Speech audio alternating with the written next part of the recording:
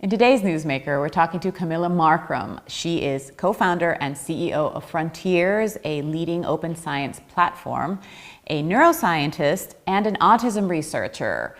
In the first part of our interview, we discussed how your Science Unlimited conference, welcome back, by the way, Kamila, it's happening in Montreux, but also some great stats about your company. For example, it's currently self-financing, and it is among the top 5 global publishers.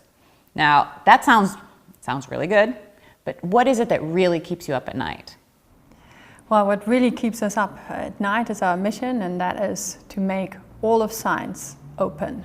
That's where we're going at.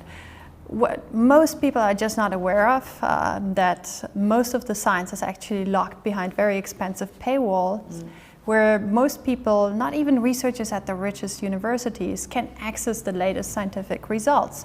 So you're telling me that not like Harvard, for example, couldn't access the information? They can't pay for it. It's too expensive. Not even Harvard can afford anymore to have access to all 24,000 scholarly journals. They used to, but now that's over. It's too expensive. But think, like about normal people, like a mom or a dad that wants to find out the latest treatment for a particular disease of their kid. It's not possible to get access to it. I kind of experienced this firsthand when I published my first research article here at the EPFL. It was on autism research. And I was quite shocked to find out that I couldn't download it because the EPFL, one of the richest and highest ranked universities in the world, did not have the subscription to that particual life science journal. And as an individual, you couldn't afford to pay for it, or you didn't even have access? I could have. I actually paid it from my own credit card in the end because I wanted to have my article. And is this the moment where you said, basta, enough?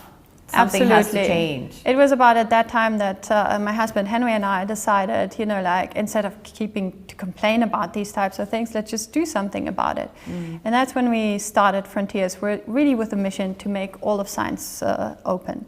And today, as you said, it's actually quite successful. We're one of the largest and most impactful open science platforms in the world.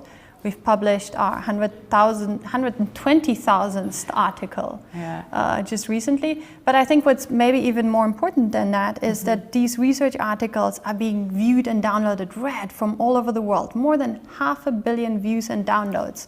And it happens in research hubs like Europe, US, China, but it's really happening everywhere where people have access to the internet. From Siberia down to Nigeria, people are hungry for science because that is what's driving progress, it's what's driving innovation.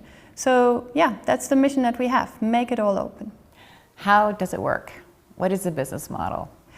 So traditionally what universities do in order for their researchers to have access to research articles, they pay for subscriptions. And in the open access model, what we and others do is you pay as well, universities pay as well, but this time for the service to get the articles peer-reviewed, certified, published, and disseminated. And then everybody in the world can read the research then for free. It's much more efficient because everybody can access the research articles from anywhere in the world. And because I can imagine that the authors pay for the right to have their articles published. That's a double-edged sword, though, isn't it? Because if you're paying to have it published, then there's the question of, are you just paying? Are you just being published because you're paying for it? It would be so if there would be any conflict of interest, but our articles are actually rigorously peer-reviewed by external editorial boards. So it's called the peer review, and those are researchers from all over the world, and they have no financial incentives to actually, accept articles whatsoever. So it's about rigor and quality control, and it's done by researchers themselves. So there is no interest in anybody, to make money from that.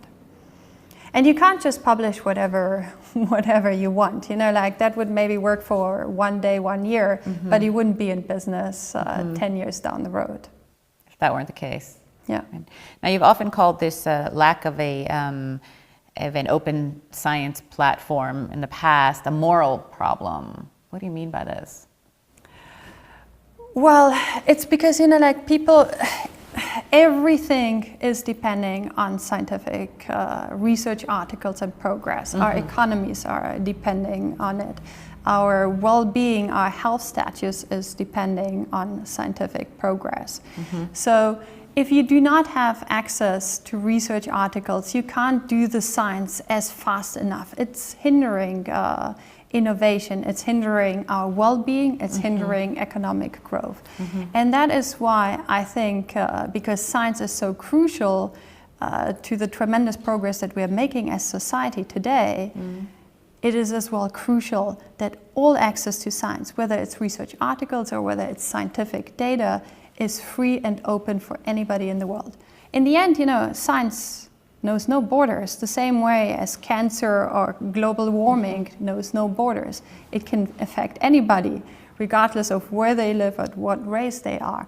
And science is really something that without any borders can benefit to help us reach whatever goals we have, sustainable development goals, clean energy, health, preventing climate change. It's not going to happen if we don't have, at least not on the time scale that we want things to happen, if we do not have free and open access to all scientific results. If I can go back to the origins of the company, it's been but 10 years. Yeah, no, more it's or 10 less, years now. 10 years. Yeah. And I read that in the beginning you'd started it as a foundation because your intention was really to make it free. Yeah, that's true. But then you became, shortly thereafter you realized, okay, this isn't going to make us money. We have to become a real business. Yeah.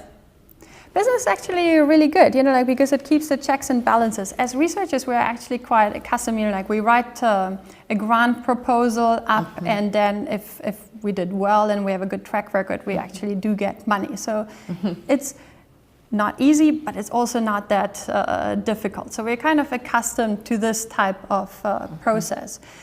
But when you start building a new organization or a company, it has to be sustainable. It has to pay for itself. So often the company model is actually the very best model because you have to be prudent. You have to make decisions that will as well allow you to be here 10 years down the road. If you just rely on grants or philanthropic support, if that runs out, it runs out. You're not necessarily making the best decisions. So with the company model, we were actually able to raise an investment, but as well it has allowed us to, just be self-sufficient, make it happen. And what would you say are the biggest challenges you're facing at the moment with growing the company? Is it just because there's still, 50% of the articles are still being published by the top? No, it's much more than that. 80 to 90% of the research articles in the world are still being published behind paywalls. I think the biggest challenge that we are facing is awareness. People not being aware how much not having access to the research results is actually stifling progress, how much it's hindering progress and innovation. And I think we probably could already have all the cures to cancer. We could already have clean energy solutions. But why isn't it happening? What do you think is keeping keeping scientists from investing in this open source idea?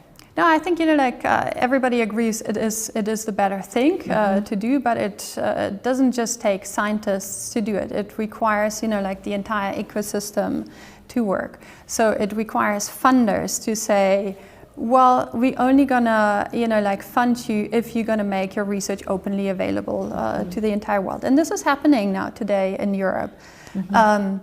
Europe has committed to open science. That is supposed to become the new science. Open science is supposed to become the new opus, the way how we operate, basically the default model. Right. Plan S has emerged just last year.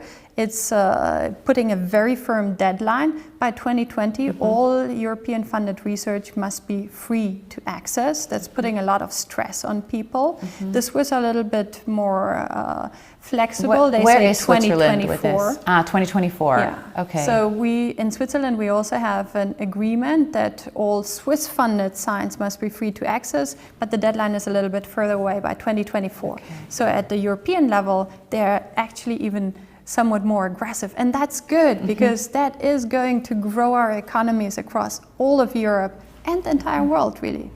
And if we look at Switzerland then on the global stage of science, where is it placed? Well, Switzerland is actually quite a heavyweight when it comes to science and innovation, but as well to open science. In Switzerland, we're investing 3.4% of our GDP into research and development. That puts us in the 3rd place in the worldwide ranking, just after Israel and South Korea. And it's really paying off. We have 24 Nobel Prize winners here. We have amazing projects, CERN, the Blue Brain project, which is aiming at simulating the brain. We have one of the groups, 5 groups that are doing immunotherapies on cancer. That's happening in Switzerland as well. Okay. So when it comes to science, it's really, like the best of the best that's coming out of it. But what I think is important about Switzerland as well is that it's a leader in making science open as well. So yes, there's the commitment. So you feel like you have the commitment of the government, there is a strong commitment of Swiss universities and the government as well to make science open. Already, if you look today of the papers that have been published by Swiss authors in the last 10 years, over 50% is free to access. That puts it as #1 in the world. Okay. And the 2 largest open access publishers are actually based here in Switzerland. They come out of Switzerland. It's the Basel-based MDPI and us, Frontiers here in Lausanne. Yeah. And if you look just at Frontiers, we're amongst the largest publishers in the world, the 4th most impactful. And that's amazing. And I think that Switzerland can really be proud of the science that's coming out, but as well this leadership role in making science open. But could this leadership role be threatened if, for example, Switzerland does not go with the framework agreement with the EU? Absolutely. Science knows no borders. It is absolutely vital that we collaborate and we are part of the EU. But I'm positive that the solution will be found. Switzerland has really been a very reliable partner to the EU. It's been putting a lot of money for the European research funds. And it's also been a great recipient of some of the most prestigious research funds that come from Europe. And could this be threatened then if we don't Absolutely, reach that an would agreement? be threatened. It would definitely not be a win-win situation. It would be a huge loss for Switzerland, huge loss for the EU as well. But I'm positive that sanity will prevail and that we will get to an agreement. Earlier you mentioned the Blue Brain project, which is something that your husband and partner here at Frontiers is spearheading.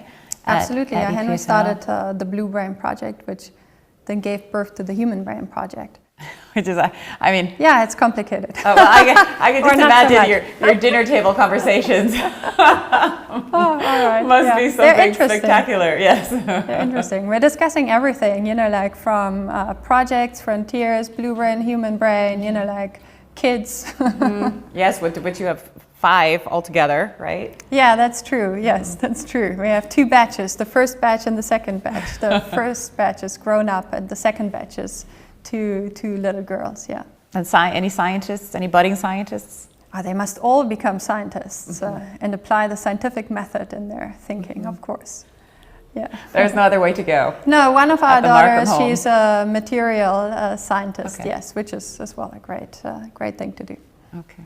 All right. Well, thank you so much, Kamila, for joining us today and for being our guest on the NEWSMAKER. It was a pleasure. Wonderful. Thanks for having me.